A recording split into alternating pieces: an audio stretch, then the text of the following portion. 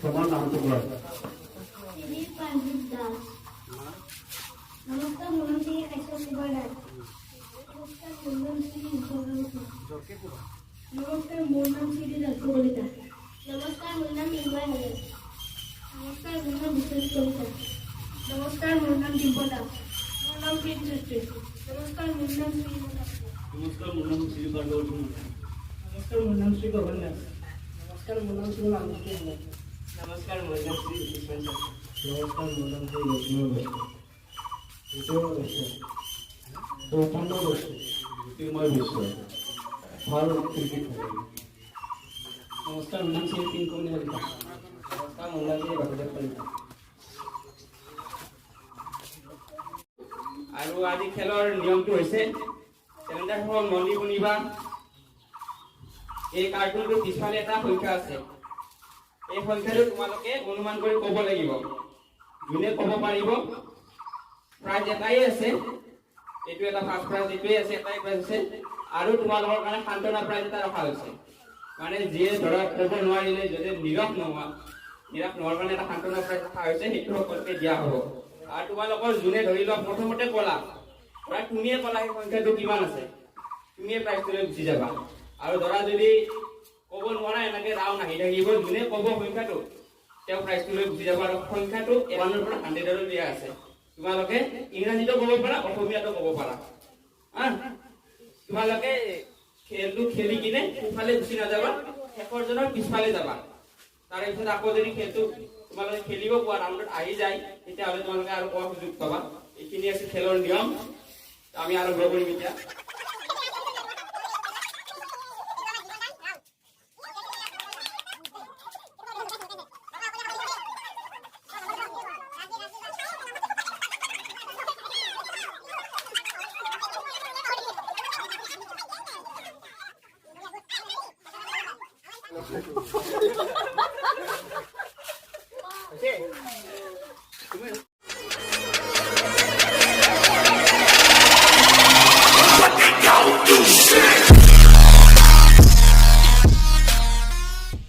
বাবু কোৱা।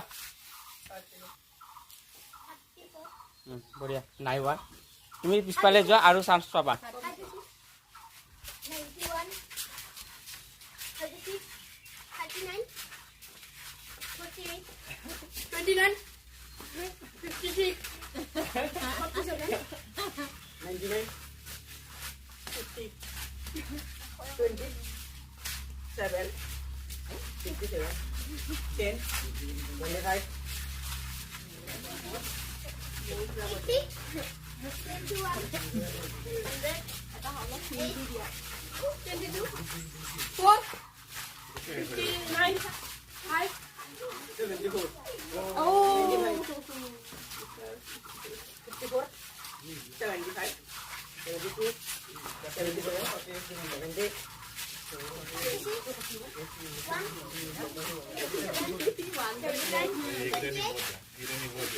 অলপ লাহে লাহে কৈ যাবা।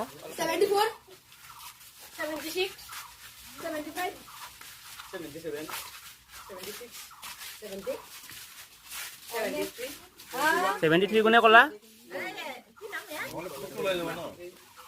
মাইকটো ক'ত? ই এটা হালধি দুপিচ খাব লাগিব। দুপিচ নহয়, গোটেই বাতিটো খালী কৰিব লাগিব। আনাচোন দুটকা মোলো।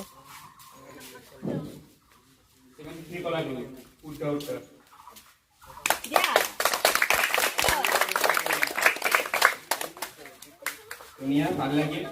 সাধাৰণ খেল, সৰু খেল, কিবা এটা প্ৰয়াস কৰিছোঁ। আৰু তুমি কিবা ক'বানে? কোৱা। কেনেকুৱা লাগিল? ইমান কেইটাৰ ভিতৰত তুমি দেখা নাই নাম্বাৰটো 73 বুলি কৈছা, মিলি গৈছে ইয়াতে। হিৰো চবকে চাব দিয়া 75 ইমান দিনে যে ভুগি আছিলা, বিহু চূড়া ঢিউ দাদা, এইটো কি বনাইছা, খেলখন কি হ'ব, আজি গম পালা? চবে কৈছা 74, 75, 77, 78 কৈছা, কিন্তু 73 টো পোৱা নাই। ভাল লাগিল। আজি বিজয়ী খেলখনৰ বিজয়ী হ'ল জ্যোতিষ্মান শৰ্মা। ভাল লাগিল। বহুকেইজনৰ মাজত তেওঁ এজন ক'লে সংখ্যাটো বিৰাট ভাল লাগিল। ধন্যবাদ তোমাৰ বাবে। এইটো এটা প্ৰাইজ, সৰু প্ৰাইজ, তোমালোকে উৎসাহিত হোৱা। আৰু তোমালোকৰ বাবেও আছে সান্তনা প্ৰাইজ বুলি নাম দিছো। এইটো বিচুকনি নহয়, সান্তনা প্ৰাইজ বুলি দিছো। আৰু এটা ভাল লাগিব মানে সান্তনা প্ৰাইজ, তোমালোকে যাতে উৎসাহিত হোৱা আৰু খেলিবা, ভাল লাগিব। খেল বেছি ৰখা নাই, এটাই খেল ৰাখছে। সান্তনা প্ৰাইজটো তোমালোকে আহিছে, কি আছে ভিতৰত মই নাজানো।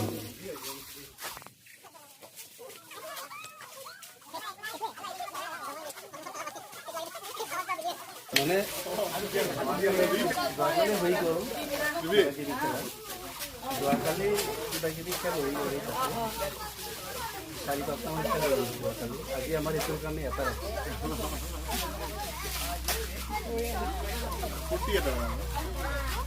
ফূৰ্তি বন্ধৰ দিনত ইয়াতে ঘূৰি ফুৰিব হেৰি কৰি ফুৰে।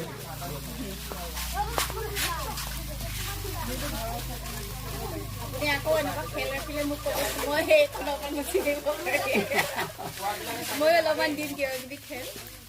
নহয় এইটো ফোন কৰি দিলে আছে নহয়। মোৰ নাম্বাৰটো নাই ল'ম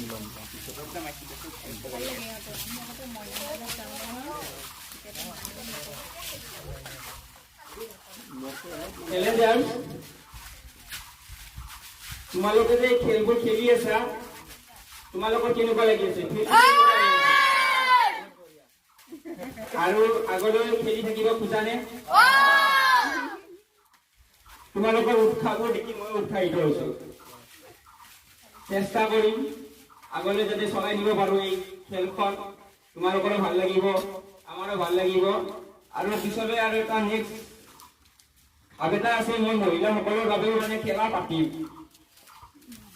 কি খেল পাতিম এতিয়া ভাবা নাই, কিন্তু পাতিম। দিন লাগিব অলপ, কিন্তু পাতিম আৰু খেলাখন।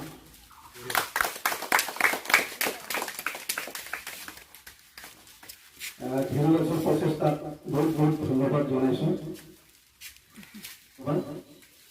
কৰি থাকা, আগবাঢ়ি যোৱা। আৰু ল'ৰা ছোৱালী ইয়াতে চব ল'ৰাই আছে বৰ্তমান, ছোৱালী আছিলে যোৱাকালি খেলাত। তেওঁলোকে শাৰীৰিক মানসিক উৎকৰ্ষ সাধন হওক, ভৱিষ্যতে ভাল হওক। নমস্কাৰ, মোৰ নাম ত্ৰিবেণী ফুকন, মোক ত্ৰিবেণী বা বুলি মাতিব পাৰা। আজি ইয়াতে আহিলোঁ, আমি বেলেগ এটা বিষয়লৈ আহিছিলোঁ ৰতন ছাৰৰ ওচৰত, কিন্তু তোমালোকক লগ পাই খুব ভাল লাগিলে। ইমান ধুনীয়াকৈ উৎসাহেৰে খেলিছা, আৰু এখেতৰ নামটো মই নাপালোঁ। গেমটো খুব ভাল আছিলে। গেমটো বহুত ভাল আছিলে। আৰু আহিবা এনেকুৱা গেমছ লৈ। মোৰ ওচৰত মই শিক্ষকতা কৰিছিলোঁ, I was a teacher, 9 years teaching কৰিছোঁ ল'ৰা ছোৱালীৰ লগত। মোৰ ওচৰতো কিছুমান আইডিয়াজ আছে, মই শ্বেয়াৰ কৰিব পাৰিম তোমালোকৰ লগত। তোমালোকে ইণ্টাৰেষ্টেড হ'লে ভাল লাগিব। আৰু আমাৰ 14th মে'ত আমি এটা ইভেণ্ট অৰ্গেনাইজ কৰিছোঁ হিপিমন এক্সপিৰিয়েঞ্চৰ লগত। মাদাৰ্ছ ডে'ৰ কাৰণে ল'ৰা ছোৱালী আৰু মাকহঁতক লৈ অলপ নেচাৰৰ ফালে উলিয়াই দিম, মানে অলপ ফৰেষ্ট ৱাক কৰাম, নেচাৰ ৱাক বুলি কয়। তাত পৰিৱেশৰ লগত অলপ চিনা জনা হ'ব, গছনিৰ লগত চিনা জনা কৰি তাৰপিছত আমি পানীত লৈ যাম, অলপ এডভেঞ্চাৰ স্পৰ্টছ দেখাম, কৰাম। তো তোমালোক যদি ইণ্টাৰেষ্টেড হয় ৰতন ছাৰক জনাবা, আহিবা তোমালোক। আমি ইভেণ্টটো ৰাখিছোঁ বশিষ্ঠৰ পিছফালে এখন জংঘল আছে, আমি তালৈ লৈ যাম, ৰিজাৰ্ভ ফৰেষ্ট, আৰু আমাৰ মেম্বাৰ্ছ থাকিব। তো তোমালোক আহিলে খুব ভাল লাগিব, কিবা কিবি শিকিব পাৰিবা, হয়নে? আৰু এনভাইৰনমেণ্টৰ লগত যদি জড়িত হৈ থাকিব বিচাৰিছা, আমাৰ লগত থাকিবা, আমি বহুত কিবা কিবি শিকাব পাৰিম। নতুন নতুন কিছুমান কনচেপ্ট লৈছোঁ।